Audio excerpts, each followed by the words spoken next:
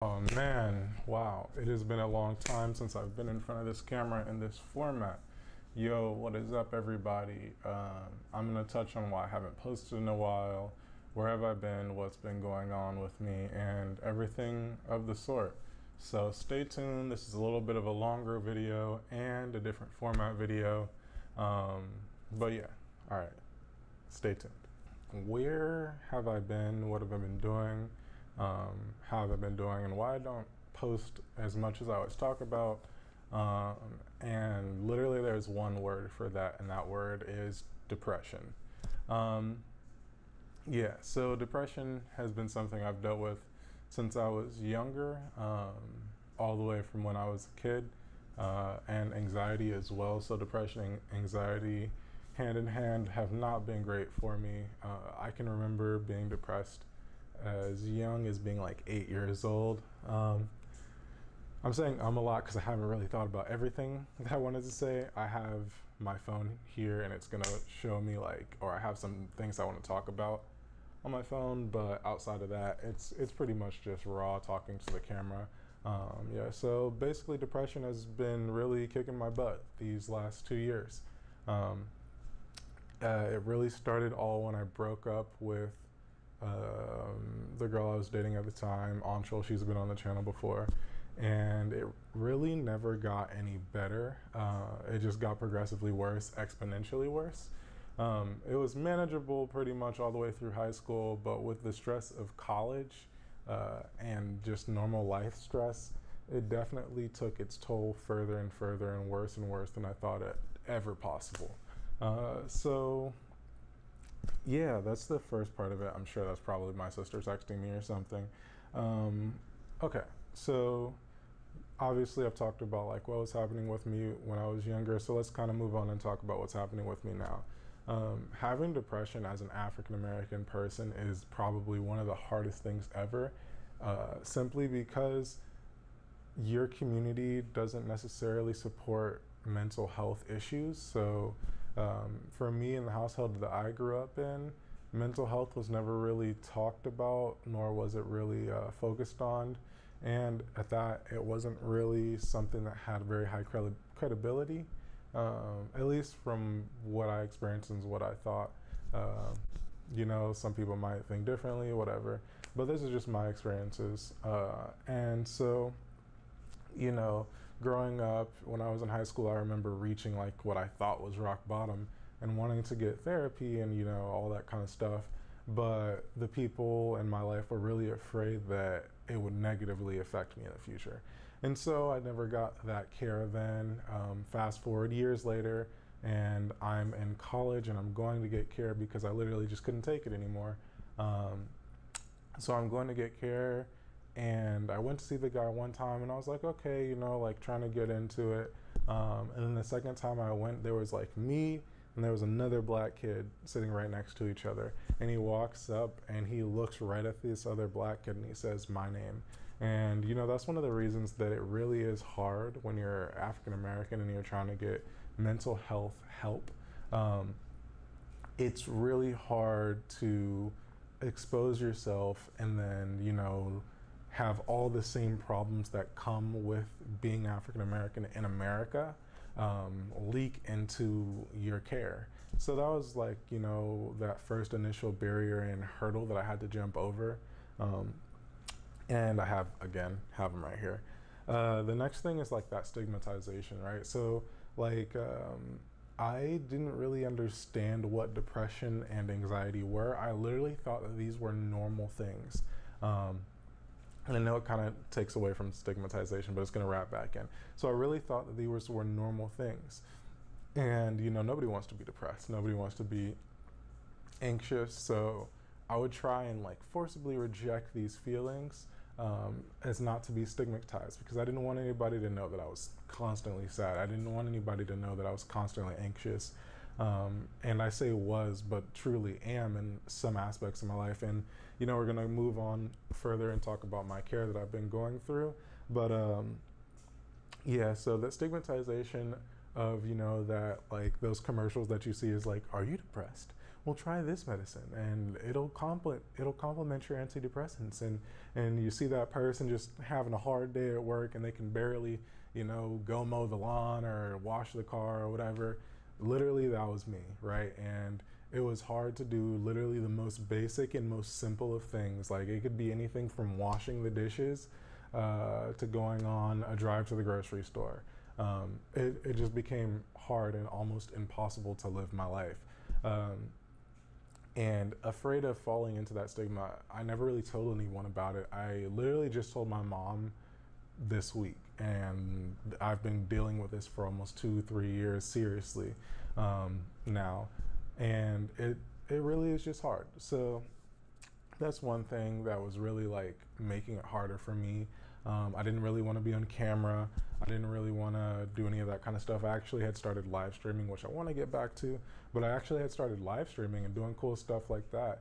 But literally, because I was so depressed, because I was XYZ, whatever, it made it so that I did not want to participate in society, to be completely honest. I just wanted to do the absolute bare minimum and get by.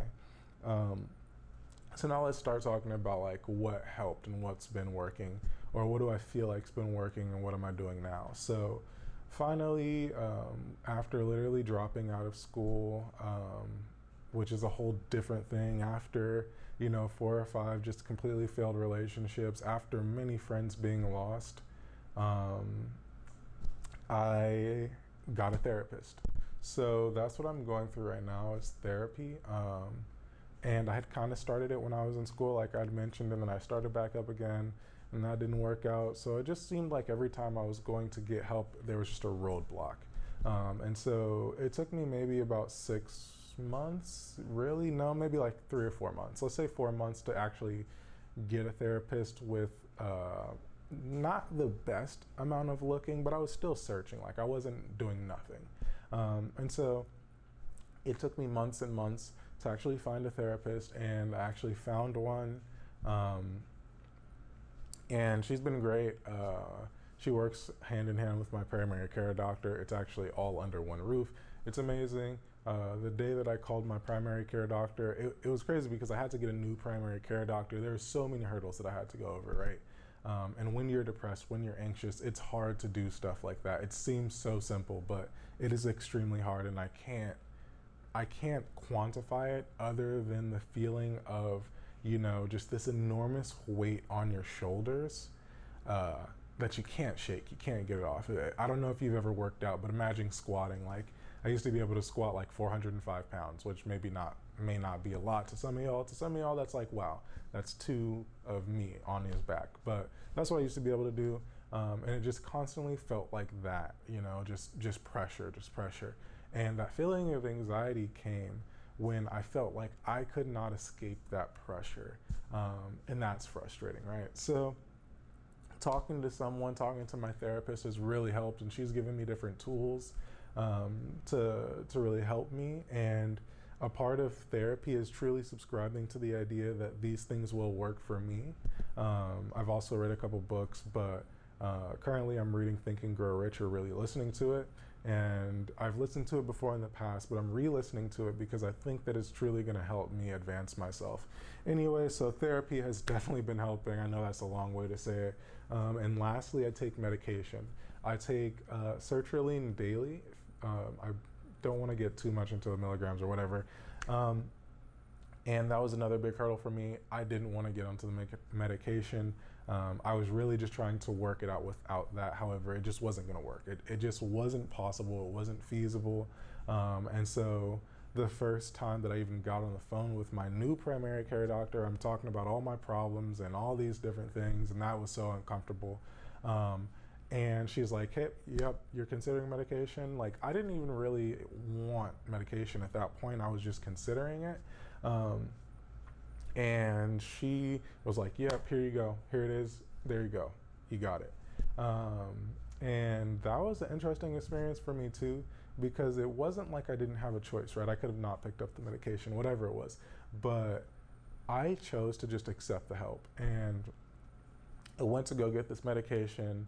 And I started to take it, and it made me nauseous, whatever. And I've been taking it for about 2 months now, and so it's been getting, better, and I can actually tell the effects of it. But those first couple weeks, that first month, is almost just terrible. It almost felt just, like, man, I'm continuing to do this thing that's supposed to help me, but it's not helping. On top of that, I still hadn't had a therapist, so, ooh, excuse me, sorry. Ooh. So on top of that, I still hadn't had a therapist.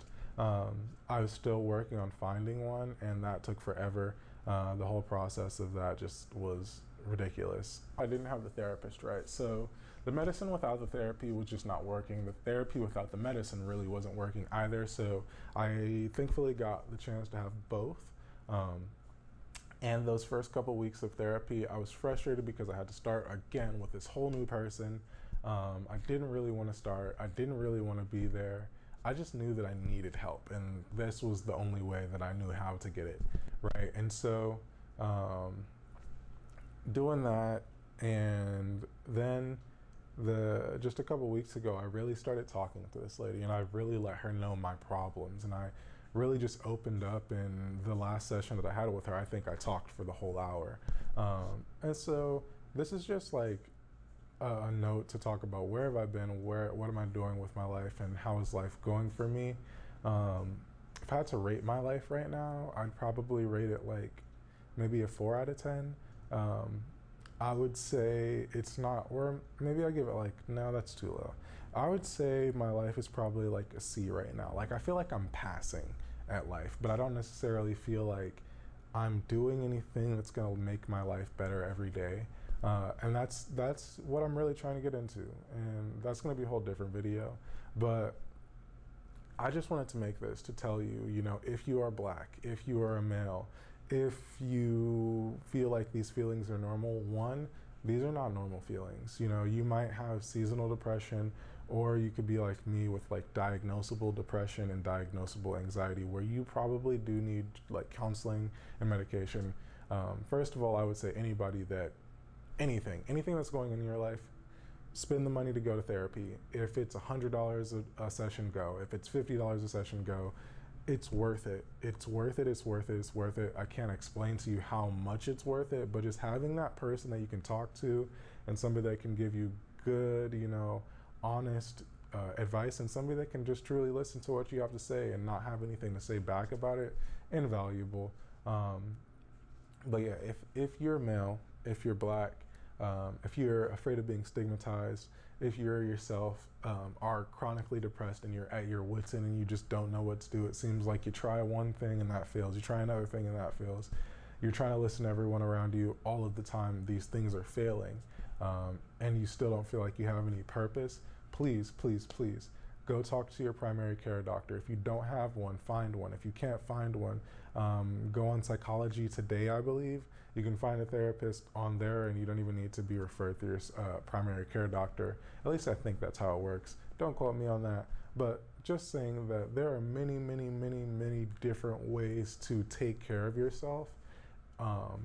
And so, this is me, public service announcement. Take care of yourself. You are important. Your mental health is important. They can make just about anything. They can make new hands now, legs now. Shoot, they can almost make a heart. What they cannot replicate is your mind. And your mind is a muscle just like anything else. You need to work it out. And if you're working it out and overstressing it, it will deteriorate just like any other muscle. So you need to take care of yourself. With that said, I hope that everybody has a great rest of their day. I'm gonna end the video like I always do, gonna put a little quote or something at the end. This is not a GVO, this is really just like an update, and I'll probably like make it a whole different series and kind of talk about my mental health and the progression, just because I don't feel like there are enough examples of African American people being open about their mental health, and I think that hopefully this will help a lot of people. With that said, again, have a great rest of your day, rest of your night, rest of your morning. Do something that's going to make yourself happy today. Do something that's going to move you towards your goals, and do something great. With that, I'll see you. Deuces. #GVO.